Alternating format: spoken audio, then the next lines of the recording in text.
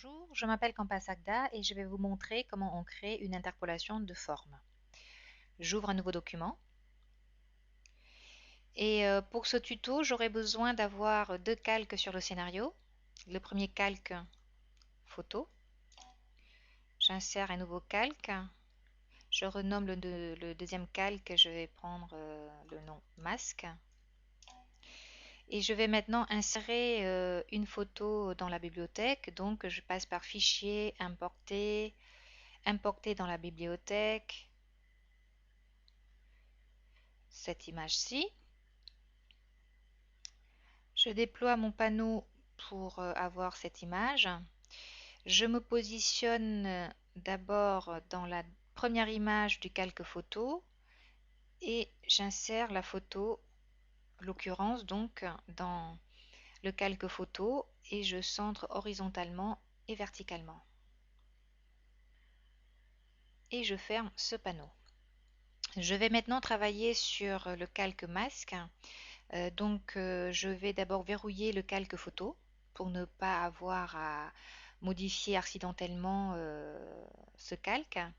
Je me positionne sur le calque masque. Je sélectionne l'outil texte ou T sur mon clavier. Je vais juste changer la taille de la police. Je vais prendre une taille de 40.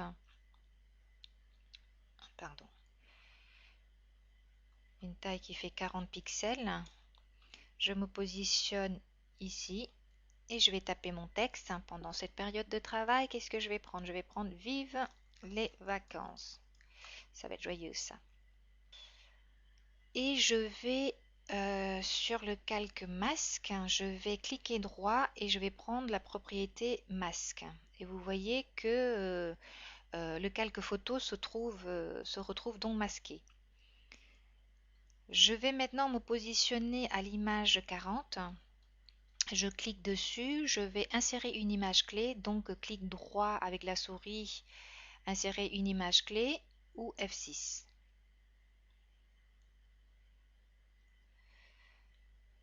Voilà, la première image, on est là, et la dernière image qui est ici.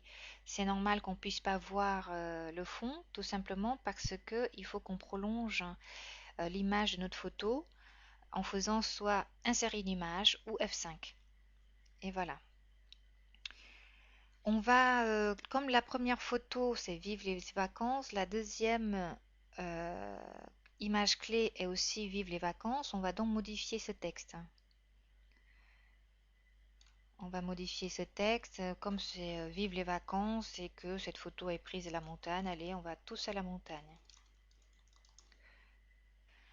Voilà, pour que maintenant l'animation puisse s'effectuer, il faut que je rende les textes en format bitmap. Donc je vais me positionner sur la première image, sur le Vive les vacances. Je vois que c'est sélectionné. Pour rendre ce texte en format bitmap, rien de plus simple. Je fais une première fois CTRL B. Je sépare les lettres. Je fais une deuxième fois CTRL B. Et voilà, j'ai rendu le format bitmap. Et je vais faire la même chose sur la dernière image. Je me positionne sur l'image 40, tous à la montagne est sélectionné. Je fais une première fois CTRL B pour séparer, une deuxième fois pour rendre au format bitmap. Je me positionne maintenant à l'intérieur de l'image 1 et l'image 40 et je vais prendre dans le panneau propriétés l'interpolation et je vais prendre une interpolation de forme.